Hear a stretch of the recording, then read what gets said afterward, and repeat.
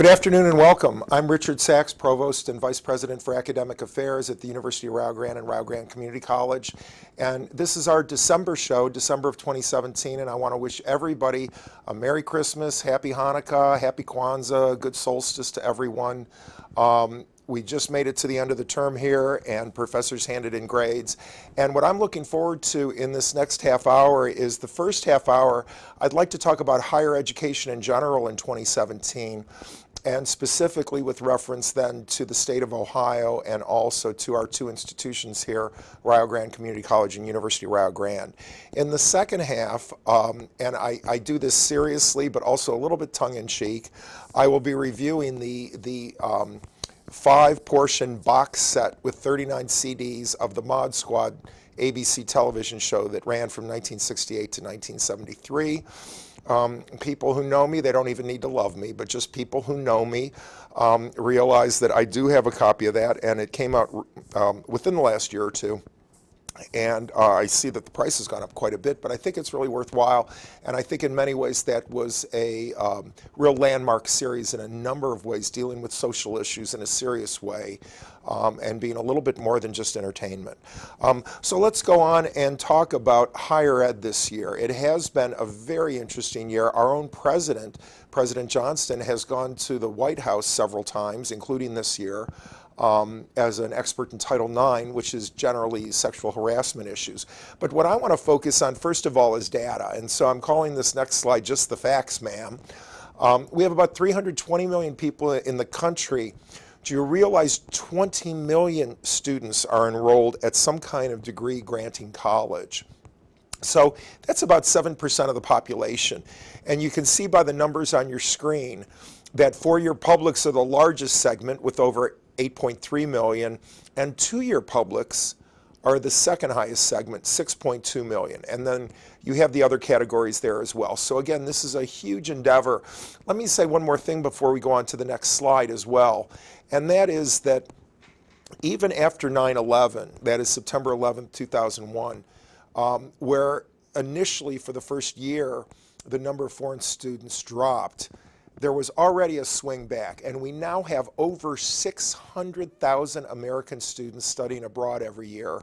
There are approximately 100 to 125,000 foreign students coming to the United States every year. That is a 5-to-1 import-export ratio. I doubt that there's another industry in the United States that enjoys that kind of import-export ratio. So many more students wanting to study here than are students who go abroad. And that's why some of the developments in Washington and elsewhere are somewhat troubling that might undermine that. Going on to the next slide, though, if we look at Ohio, I've lived here off and on for years. And one thing you always hear about Ohio is, oh, it's a Rust Belt state, the cities are old, the people are old. And it is true we have an aging population. But one point I would make, if you look at our overall population, we have 11.6 million people. We are demographically the 7th largest state in the country. And I would also say, if you have any interest whatsoever in politics, you realize that Ohio is a real swing state, because most of our small counties, small towns and rural areas are red, and the big cities are blue, and therefore we're a 50-50 state, and we see the presidential candidates a lot. Am I allowed a sidebar? I know we're tight on time, but I think one issue we should be discussing in the United States, and we're not, is the Electoral College. If the data is correct, we have a president who lost the election by 3 million votes, but still won the Electoral College. A second point I'd make about the Electoral College is, do you realize the small demographic states like Wyoming with 3 electoral votes, Hawaii with 3 electoral votes, they never see a presidential candidate, because 3 electoral votes is not important enough. You really need 8 or 10 or 12 electoral votes in your state to be visited by a presidential candidate. And as far as I'm concerned, you're disenfranchising those people because they're not able to see the candidates. As many of you know, my wife and 2 youngest kids live in Shaker Heights, Ohio. Shaker Heights High School had Barack Obama visit them twice, once in 2008, once in 2012, because Shaker in many ways is an ideal community. It's affluent. It has a lot of professional people. It's multicultural. The high school is almost 50% black now, but it has very high-performing students, black, white, and Asian. Not too many Hispanic people in Ohio, as we'll see in a minute. But the point I'd make, well, let's get back to Ohio because we have so many more things to say. So if you look at the racial and ethnic distribution, we're only 0.2% American Indian. This is at the college level now.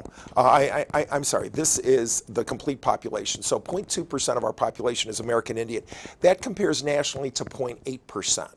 And I think as most Ohioans would say, yeah, we don't have as many American Indians here as we do in other states. Our Asian population is only 2.0%. Nationwide, it's 5.4%. So again, we are underrepresented in terms of Asian. Our black population is 12.3%. Nationwide, it's 12.7%. So at least statewide in Ohio, our black population is comparable to the national average. Our white population is 73% compared to 82% nationwide. And I'm sorry, our white population is 82% compared to 73% nationwide. And our Hispanic population, and this is the one federal category of racial and ethnic diversity where you may be more races. So you could be Hispanic and white, or Hispanic and black, or Hispanic and Asian. And that's why the numbers sometimes go over 100%. And nationwide, we are 17.6% Hispanic. So you can see that's one of the most underrepresented populations both in Ohio and on our campus. The final point I want to make about higher education before we move on to the part of the show that I know most of you probably tuned in for is what we call College Credit Plus in Ohio. It's Ohio's dual enrollment program. And again, College Credit Plus is exceptionally important because it allows high school students who qualify to also take college courses at the same time. Before 2014, Ohio's dual enrollment program was known as PSEO, Post-Secondary Educational Options. It started in the late 1980s. And again, the last year of PSEO, there were 13,813 students statewide. Its successor, College Credit Plus, if you look at the third bullet point down, you can see we jumped to 52,403 students in fiscal year 15 and 64,482 students in fiscal year 2016. You can see the savings numbers. The way the money is saved, families and students do not pay for tuition. Fees are not allowed to be charged, and the school system's got to cover the books. So literally, these dual enrolled students can take free college courses. And at Rio Grande alone, which is a fairly small school of about 2,000 students, we have a little over 200 CCP students. So literally 10% of our student body is CCP. In spring of 2016, we graduated 4 high school students with associate degrees several weeks before they got their high school degrees. So those students have 2 years of college already earned. This past year, it went up to 6, and it looks like that trend is going to continue. Governor Kasich's vision was every Ohio high school student in the future will graduate with 30 credits or 1 complete year of college. Now, that's a beautiful vision if the students are ready. Because, again, think about it. If a student can go to a community, if that student earns 30 credits, goes to a community college for 1 year, can complete the degree, goes to a 4-year college, can complete that in 3 years. If you understand the dynamics of dormitory space and office space and classroom space and lab space, if suddenly the kid is going to Ohio State for only 3 years instead of 4, suddenly you have savings in terms of space in the classroom. And so that's something else that makes things ideally cheaper. A major factor opposing CCP are some school districts, because they say, hey, that is our SSI, that's our state share of instruction, and it's being routed to the colleges. Unlike what some of the high schools will say, none of the colleges are making money off this. We're hopefully just covering our costs because there are stipulated low rates for it. But still, that still doesn't mean the high school principals and the superintendents still aren't mad because they're getting less than they got the previous year. But I'd also argue those students aren't in your classes all the time. They're coming here for classes as well. And so this state is trying to acknowledge that. If you look back to the second bullet point on that CCP slide, One of the factors that makes CCP different than PSEO, and I believe we may be the only state in the country that does this. Usually dual enrollment goes only 11th and 12th grade, or 9th, 10th, 11th, and 12th. As of the last 2 years, 2.5 years now that CCP's been in, it goes down to grade 7 if students qualify. And a lot of people are opposed to that. Some 18-year-olds aren't mature enough to navigate a college campus. Can a 7th grader or an 8th grader? Well, some can, but Doogie Howser is a TV show, okay? Doogie Howser is not your son or daughter. And so for a lot of kids, again, you don't want them taking a college course, failing it, in which case the family is billed for the tuition, or even getting a C or a D where they pass, but this is an A student in high school, and now that C or D will follow them forever. So please understand that there are pluses and minuses to CCP, and not every child is ready for it. I was in Columbus yesterday representing the president at a meeting, and there's going to be new rules next year for CCP concerning course eligibility and concerning underperforming students. So stay tuned. More things are coming in that area. So I hope you've enjoyed this brief overview of higher education during 2017, and we will move on to the second part of the show. Okay. Oh, over here. Okay. Whenever you're ready. Great. Welcome back, and we're going to talk about the Mod Squad.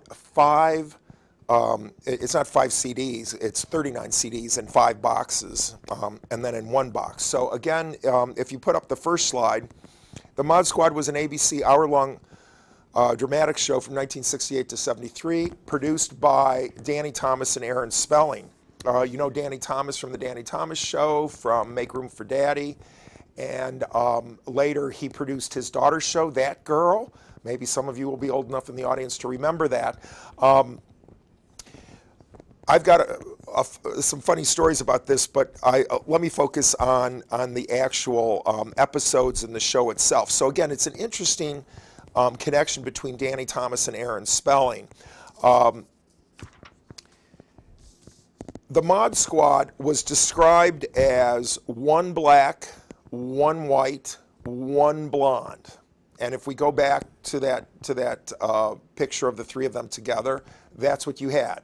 You have Lincoln Hayes, and Link, we learn over a number of episodes, he came from a family of 13, and he was arrested during the Watts riots, which is 1965, one of the major riots of the 1960s.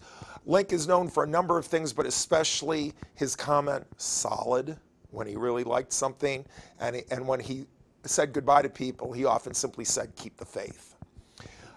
Pete Cochran, the white, again, 1 black, 1 white, 1 blonde. The white was from Beverly Hills. He was the wealthy kid among the 3.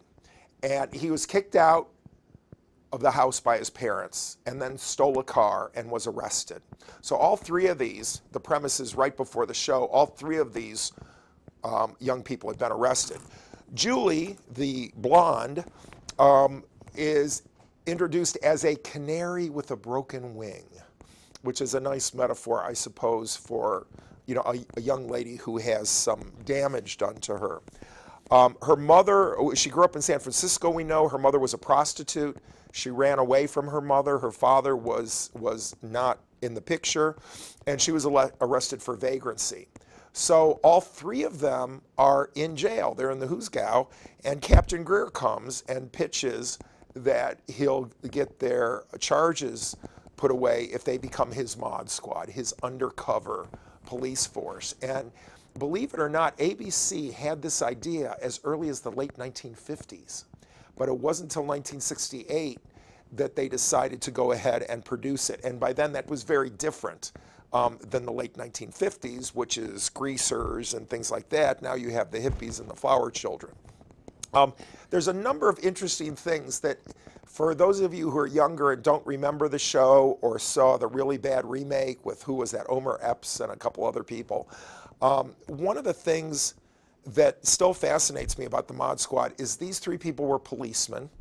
They were undercover policemen, and they often pulled out their badge, and it flips down and you see what it is. Multiple times when Julie is becoming sweet to possible perpetrators, they'll go through her stuff and find her badge and realize she's a policeman. None of them ever had a gun, ever. And that was part of the conception of the series. There are no guns carried or used. There's no kids arrested either. And it's almost lunatic to me that they know they're going after people who are sometimes heavily armed. The captain, if he shows up on the scene, he's got a gun and they can call black and whites in. But it's kind of crazy. You know, as somebody who oversees almost 200 faculty, I have to make certain my faculty are safe. I would not cast my faculty in any of these roles because, unlike a TV show, they may not be safe or well or even alive at the end of the show. They started with a 1950 Mercury Woody station wagon that served them well throughout the first year. It often had surfboards on top, although they were never seen surfing, although there are multiple scenes at the beach. The first season is totally Ford Motor Company cars, and then early in the second season, the Woody burns, and almost immediately they went to Chrysler products. I haven't found out why, but for the rest of the series, it was Chrysler products exclusively. So I'm sure there was some kind of tie-in to make that happen. Essentially, one of the reasons why the Mod Squad is significant is because it's dealing with the counterculture. Danny Thomas and Aaron Spelling as executive producers, though, were older men already, and they didn't really understand the counterculture. So at times they don't do a good job with it, but some of the issues they dealt with are amazing compared to modern TV. Abortion, domestic violence, student protests, child neglect, illiteracy, slumlords, the anti-war movement, Vietnam soldiers returning, racism, illegal drug trade. Those are things that generally are not dealt with anymore. Those are really serious social issues. So this was truly, it was a dramatic series that was just meant to make money, but there was some kind of social conscience on the show as well. The Spelling-Thomas partnership ended in 1973, and Aaron Spelling's later production credits made him famous. Charlie's Angels, the original Charlie's Angels TV show is Aaron Spelling. The Love Boat, one of the most horrific hour-long programs in the history of TV, was his. It was very successful. Dynasty, which I never watched, and Beverly Hills 90210, which I was too old to watch when it came out. At least I thought I was. So I've never seen those shows. Spelling died in 2009. His daughter, Tori Spelling, is well known for various different things.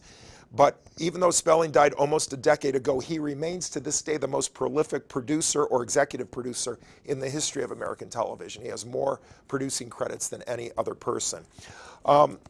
If we go back to the slides, let's look at year 1 and 2. I wanted to briefly talk about one episode from each year. So realize 1968, that is the height of the Vietnam War. There's 500,000 troops in Vietnam. The moratoriums didn't start till 1970, but there's already anti-war protesters. And George Arleigh Blau, is a draft dodger son of an Army general, General George Blau, who had become a media event because he had refused induction. And his father comes back from Vietnam and tries to talk him into doing it. It turns out, and there's a lot of weird coincidences in the Mod Squad, that he and Julie went to the same high school in San Francisco years ago. And she sees what happens, and then somebody shoots an arrow at him as he comes out of court and hits him in the leg.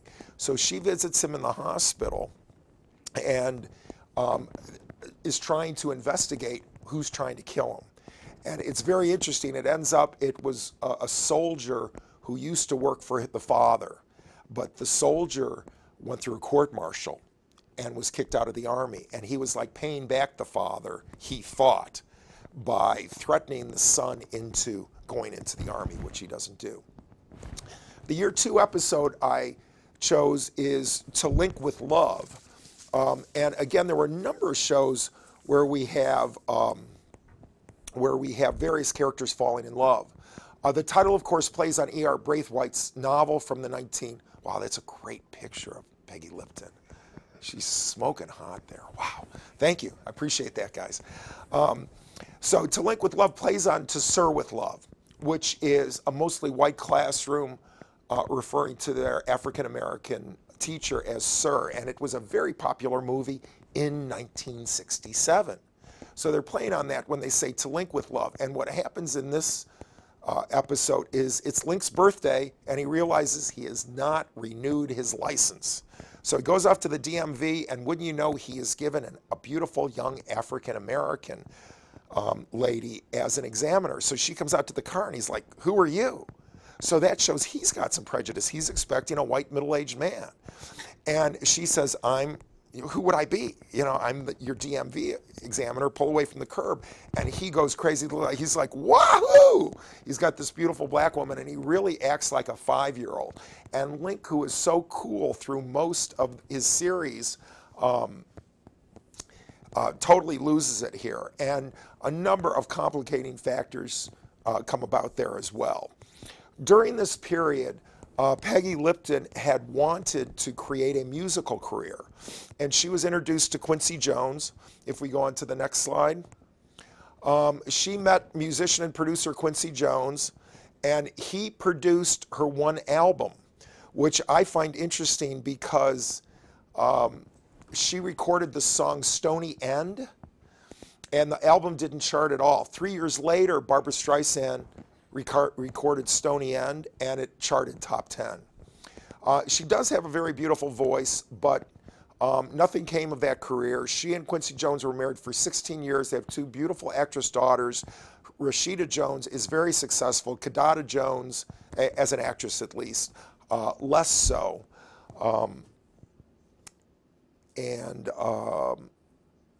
Again, the picture that was on the screen was part of the media packet. And I got to give her snaps for the dress. I mean, or for her dress, or lack of a dress. I mean, she's wearing a turtleneck and long sleeves and cowboy boots and bare legs. So I have no problem with that, but I'm not sure exactly, is it hot or cold outside? I can't really tell. Season 3 has one of my favorite episodes. It's called The Song of Willie. And you see this picture of Sammy Davis Jr. with the 3 Mod Squad actors. Sammy Davis Jr. made 3 different guest appearances. And in The Song of Willie, Sammy Davis Jr., and of course he grew up in Watts with Link. And he can't believe this is baby Link Hayes, who was a kid in the area of Watts that they both grew up in. Sammy Davis Jr. essentially plays himself. He is an entertainer and a movie star. And on the movie set, there are repeated assassination attempts against him. And it's not clear why, but as it turns out, he has what he thinks is a congenital disease that's genetic. And if he dies of that disease, his wife will not get the insurance. But if he's killed accidentally, he will. So when the Mod Squatters find this out, he gets tested and he realizes he's okay. He's not going to die, and it story ends nicely. If we go on to the last slide, I'll speak briefly about Season 4 and Season 5. In Season 4, one of my favorite episodes is Survival, and it guest stars Ed Asner, who later became famous on the Mary Tyler Moore Show and a number of other shows.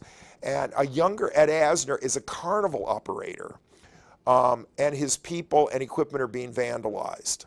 And of course, Ed Asner knows Captain Greer. And so they all go undercover, and there's some phenomenal scenes of Julie as a trapeze artist, and Pete and Link hire on for menial positions. Pete is slopping out the horse stalls, but he falls in love with the woman who rides the horse in the carnival. I won't. Before I talk about Season 5, I do have to share with you an observation that my 11-year-old Gareth, when he was 10 a year ago, made this observation. We were watching the first year together and really enjoying it. And then I thought, okay, I need to buy the second year. And I went online, and all 5 years were only a few dollars more than buying the second year. So that's why I bought all 5 years. So we start watching the second year, and Garrett's interest dissipates. And I said, why don't you like the Mod Squad as much? He said, well, in the first year, it was mysteries, like what happened and could they solve it? In the second year, it's all about them. You know, and as a 10-year-old last year, he wasn't interested in Pete's in love with this girl, or Julie's in love with this guy, or Link's in love with the woman. You know, I mean, as a 10-year-old, he's like, you know, give me a mystery, like somebody killed and then they have. And I thought that was fascinating because I've been an English professor for 35 years. I should have noticed that. But instead, he was the one to notice it. One of the most eloquent episodes of the 130-some episodes that were made is in the 5th year. It's called Taps Play It Louder. And it deals eloquently with the issue of the returning Vietnam veteran, realize 1973 is the year we left Saigon. So this is coming out right at the time that the end of the Vietnam War for us. And it's the story of Jim Stiles, but actually we learned Jim Stiles has been killed, and his friend Pete Girard took on his identity. And the family is disappointed, and a number of other things happen. They have to go back to South Dakota and investigate. A guy at a store says, I was here for World War I, I was here for World War II. You guys played, we played the band, we sang Johnny Come Marching Home. We're not doing it for these guys in Vietnam. In 1973, dealing with issues like that, really remarkable. So there's so much more to say. I strongly recommend the 39 CD box set for 5 years of the Mod Squad. I also strongly recommend and support higher education, especially in Ohio, especially at the University of Rio Grande and Rio Grande Community College. Merry Christmas, Happy New Year. Hope to see you in 2018.